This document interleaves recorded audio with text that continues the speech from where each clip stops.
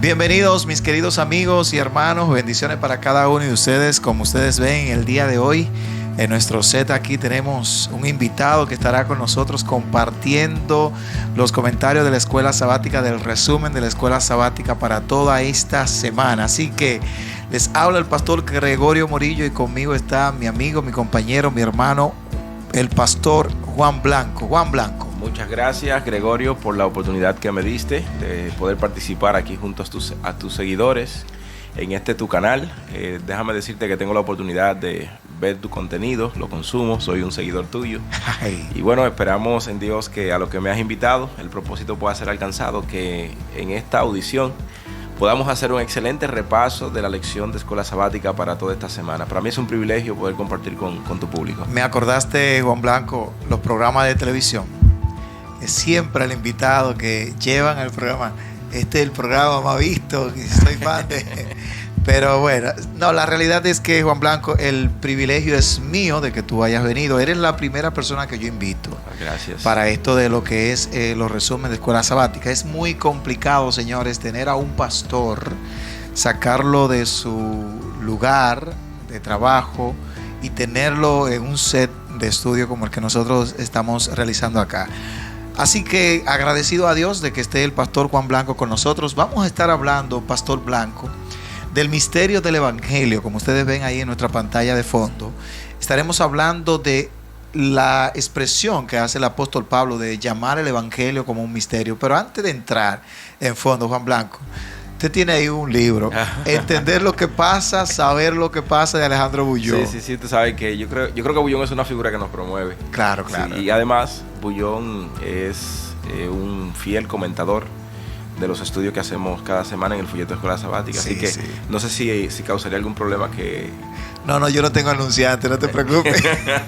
A menos que Bullón se moleste o IAPA, pero no, estamos aquí, esto es sin fines de lucro, ¿no? ¿Tú recibiste algún pago por eso? No. Lo fui a la tienda, hoy lo adquirí con la intención de leerlo. Bueno. No sé qué Bullón nos comenta respecto al tema. Sabe que en algún momento yo le había dicho a IAPA que estábamos abiertos para promocionar un libro y quedamos en eso, pero no nos hemos puesto de acuerdo. O sea, además de ser la primera vez que tienes un pastor aquí en tu programa, también es la primera vez entonces que está promoviendo un libro de IAPA.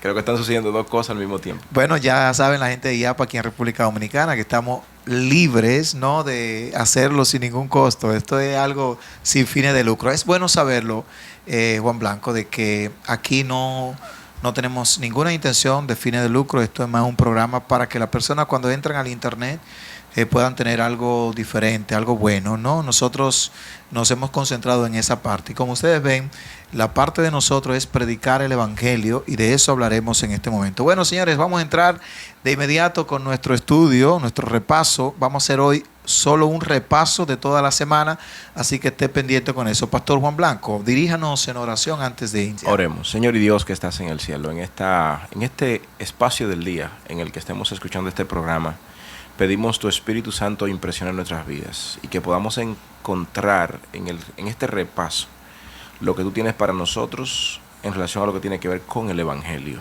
En el nombre de Jesús. Amén. Bueno, amigos, vamos a compartir lo que es el texto bíblico para toda esta semana y luego de hacer esa lectura del texto bíblico, vamos, Pastor Juan Blanco, a comentar el título, el misterio del Evangelio.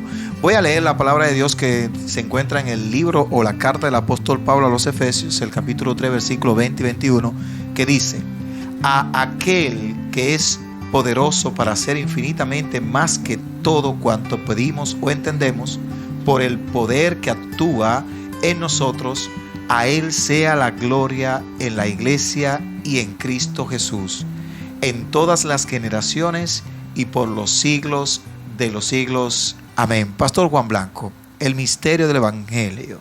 ¿Qué podemos comentar sobre este interesante tema? Sí, de entrada, creo que el Evangelio como tal tiene sus desafíos para cada ser humano. Resulta ser un misterio porque se ofrece sin ningún tipo de intercambio. El ser humano puede alcanzar la salvación a cambio de absolutamente nada, y no solamente por la manera en cómo se ofrece, sino también por el alcance que tiene el Evangelio. En la connotación judía primaria, en los orígenes judíos o en los orígenes del Evangelio en el judaísmo, la primera manera de pensar de los apóstoles que siguieron a Jesús es que la salvación era exclusiva para ellos. Ellos estaban buscando algo particular, estaban siguiendo un interés personalizado. Sin embargo, vamos a notar en todo el estudio de este libro de Efesios y especialmente en esta semana, cómo el Evangelio puede llegar a toda raza, tribu, lengua y pueblo, independientemente de su posición, estatus o clase social. O sea, resulta ser un misterio porque para muchas mentes es difícil entender cómo algo tan bueno, el Evangelio, que de paso significa buenas nuevas, llega a cambio de nada. Y es bueno, pastor, señalar, Juan Blanco, que misterio, la palabra misterio en el contexto bíblico es diferente al misterio en el contexto secular. O sea, como piensa la gente de lo que es un misterio. Un misterio es algo que da miedo. Exacto, algo que asusta. O es algo que no se descubre. Todo lo contrario en la Biblia. El misterio no nos da miedo. El misterio es algo que impulsa a descubrir qué es y Dios lo revela. Hay misterios que la misma Biblia expresa de que son todavía ocultos para el hombre, pero en su mayoría la palabra misterio implica un estudio profundo que en algún momento ha de ser revelado. Entonces el Evangelio, que no es más, la palabra Evangelio significa realmente una buena noticia. Y ya hemos escuchado mucho contexto o muchas historias sobre lo que es la palabra evangelio. Antes era una persona que se supone que traía buena noticia o mala noticia, pero en el contexto judío se esperaba que llegara la buena noticia de que el Mesías aparecía. Entonces apareció Jesucristo y ese es el evangelio que fue revelado, porque por mucho tiempo la gente no entendió lo que era el Mesías. O sea, ni siquiera lo entendieron lo mismo que lo recibieron los judíos contemporáneos. Al nacimiento de Jesús no entendieron y por eso lo crucificaron. Así es. Porque no entendieron. Claro, es bueno señalar que no lo crucificaron por eso, porque el Señor vino a morir por eso. Pero dentro de la sabiduría de Dios se sabía que a los suyos vendría y los suyos no le recibían. Porque ellos no pudieron entender que el misterio del Evangelio era Jesucristo ya revelado. Entonces el apóstol Pablo lo presenta así ya de una forma que sí se entendió. Y como él lo entendió, el apóstol Pablo lo entendió, lo revela entonces a nosotros. Sí, es interesante saber en este sentido, Gregorio, que si resultó ser un misterio para los judíos, que, bueno, era la fuente directa, el anuncio le había sido dado especialmente a ellos. Entonces, ¿cuánto más misterioso nos resultaría ser para un mundo que podríamos decir desde aquí desconocía en su totalidad la venida de un Mesías? O sea, Pablo tiene ese desafío ahora al extrapolar el Evangelio desde el mundo judío al mundo gentil. O sea, eso misterioso, eso desconocido, él debía ahora ponerlo, aplatanarlo al punto que aquellos que eran gentiles pudiesen conocer esa verdad, recibiesen esa verdad de parte del cielo, el Evangelio. Una pregunta, Pastor Juan Blanco. Ustedes ven, Juan Blanco y yo somos muy amigos, ¿eh? Si en algún momento entramos en confianza, no se preocupe. Pastor Juan Blanco, el sufrimiento del Mesías, creo que allí está el meollo, pero te quiero hacer a ti la pregunta. Todo lo que sufrió Jesucristo, ¿cómo pudo haber sido visto para los contemporáneos judíos como Mesías? O sea, no lo vieron así, pero ¿qué hay de diferente en los contemporáneos judíos al nacimiento a Jesucristo, a el apóstol Pablo, que sí el sufrimiento de Jesucristo lo vio como parte de la obra del Mesías? ¿Qué podemos nosotros ver en esa diferencia entre los judíos de la muerte de Jesucristo el año 30 a los judíos ya en el tiempo del apóstol Pablo? Hay dos cosas que me gustaría puntualizar en relación a esa realidad. La número uno es todo este esquema, todo este sufrimiento es parte de una agenda satánica. O sea, el diablo tenía un propósito con todo esto. Una agenda conspirativa. No conspirativa directamente en el sentido en que conocemos la palabra conspiración, pero ya el diablo tenía esto planificado. O sea, él había trazado esto como parte de como parte de su agenda para el sufrimiento, válgame la redundancia, de Cristo Jesús. Es lo primero que quiero resaltar. Por tal razón se esforzó en su papel de diablo, en su papel de Satanás, para que los judíos contemporáneos a Jesús no entendieran que lo que estaban haciendo era propio de su voluntad, del diablo. De paso, puedo resaltar ya en el segundo punto, en relación a lo que me has preguntado, la vida de Pablo, que es la persona que vamos a ver como protagonista en el estudio de la lección de esta semana. Pablo en ese momento también estaba siendo influenciado por la trama satánica. O sea, si Pablo le hubiese tocado participar, estar presente en el evento de la crucifixión de Cristo, no iba a ser diferente. Pablo viene a ser alcanzado ya más adelante por el Espíritu Santo. Inclusive es alcanzado de camino a maltratar a aquellos que eran seguidores de Cristo Jesús. Y creo que esto es lo que produce ese cambio tan drástico en la vida de Pablo.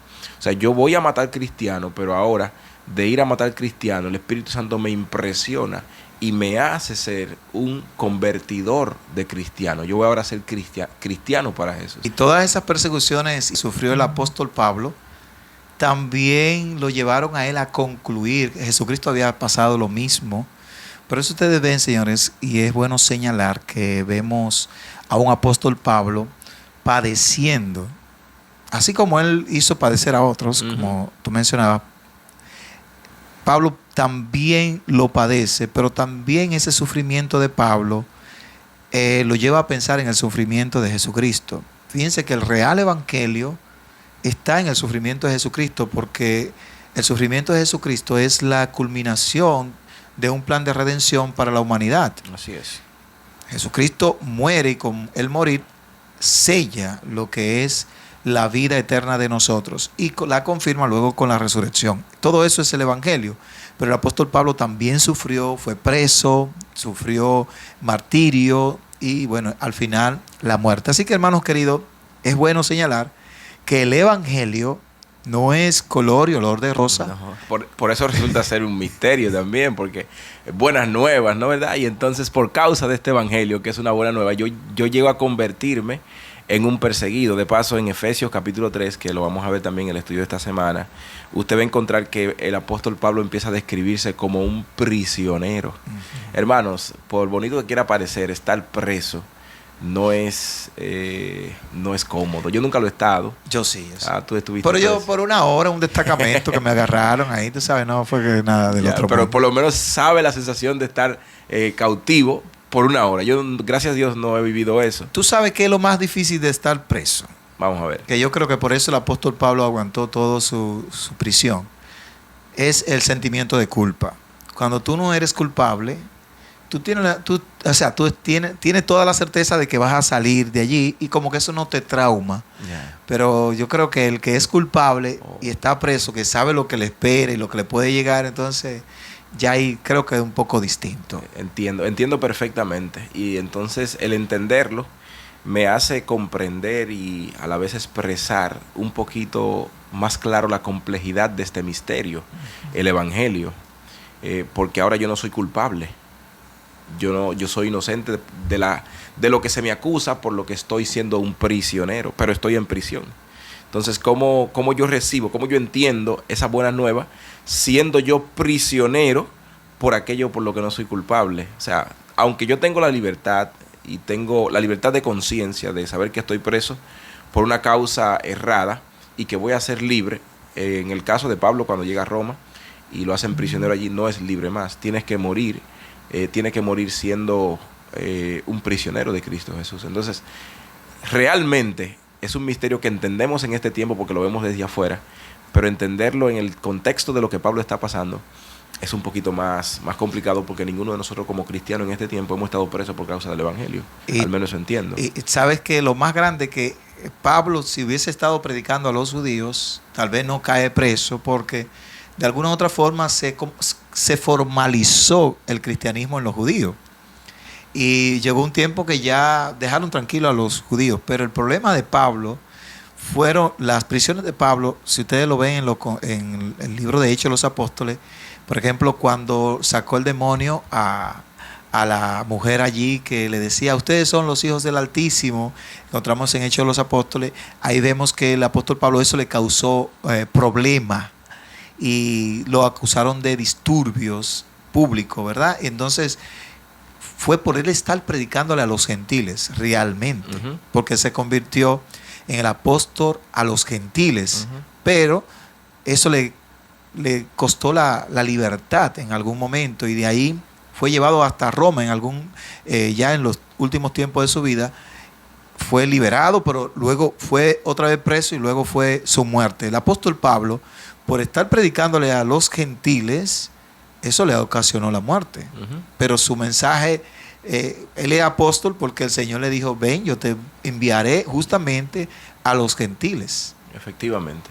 Yo te hago la pregunta, Juan Blanco, en el contexto adventista, que somos adventistas, ¿cómo nosotros pudiéramos ese mismo mensaje del apóstol Pablo tratarlo así? El apóstol Pablo era judío, nosotros que somos adventistas, ¿cómo podemos manejarnos con esto del evangelio a otras denominaciones, a otras personas? ¿Será atacándolo, será acusándolo? ¿Cómo debemos acercarnos a esa persona? Muy interesante tu pregunta. Déjame decirte que yo estuve investigando las raíces de mi apellido, Blanco.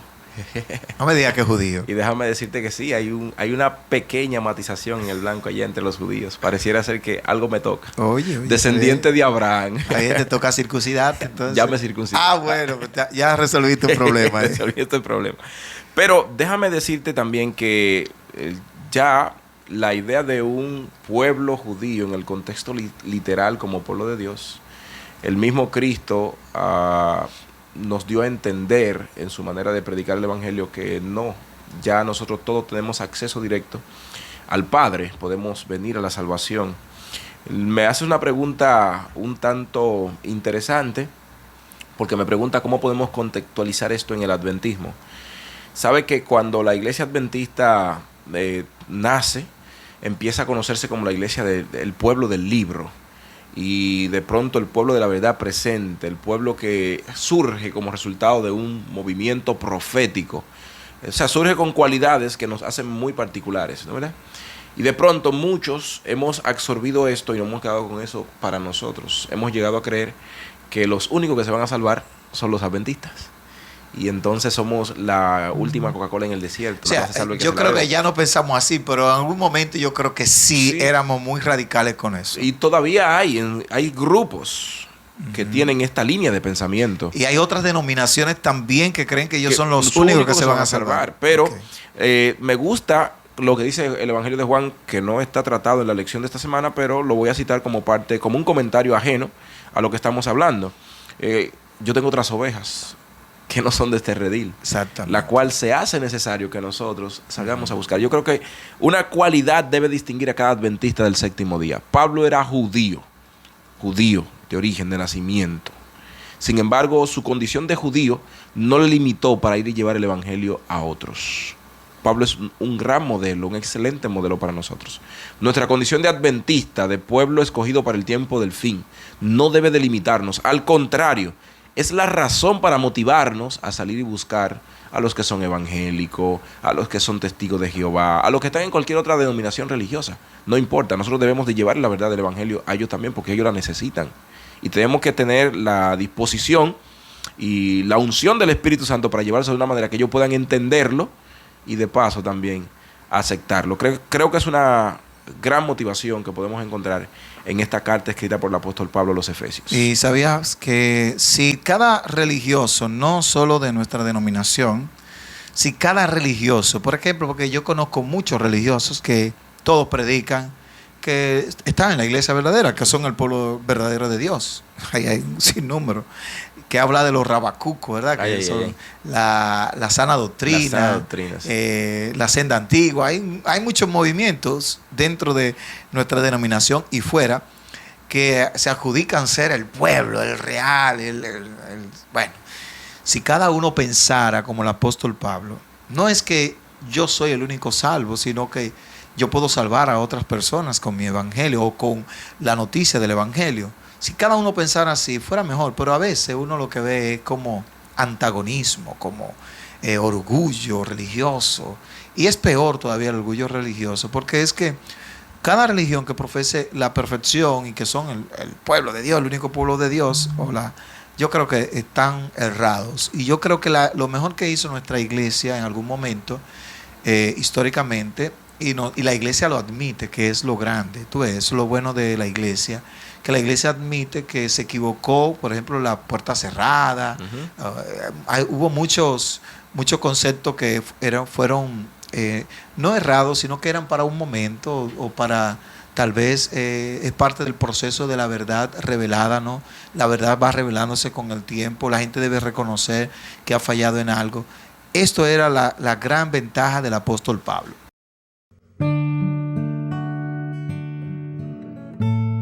Bueno, amigos queridos, sin más que añadir, queremos invitarle a que caiga delante del Evangelio, caiga delante de la persona de Jesucristo.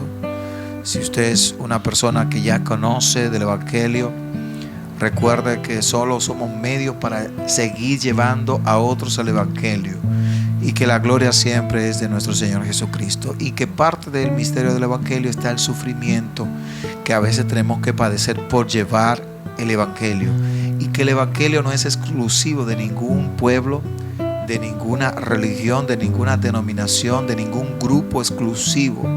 El Evangelio es para todo, la salvación es para todo. Así que yo te hago la invitación, si no eres aún una persona que está en los caminos de Dios, a que todavía hay oportunidad también para ti. Que Dios te bendiga, Dios te guarde. Nos gustaría terminar y concluir con una oración. Oremos. Amado Dios, Padre nuestro que estás en el cielo, alabado Señor y glorificado sea tu santo y divino nombre. Gracias. Gracias Señor por Jesucristo, por traernos el Evangelio. Gracias por darnos hoy la palabra de Dios que nos puede guiar, nos puede orientar. Te pedimos, Padre, que en esta hora llegues a los corazones de las personas que nos están escuchando y mirando. Te lo pedimos, Padre, en el nombre de tu Hijo Cristo Jesús. Amén. Amén. Muy bien, Pastor Blanco, recuerda si que le gustó este video, compártalo. Sí. Y dele me gusta, ¿verdad? Es una tareita que le dejamos a cada y oyente. Si no se han suscrito, que se suscriban. Suscríbase al canal. Bye bye, nos vemos en la próxima ocasión.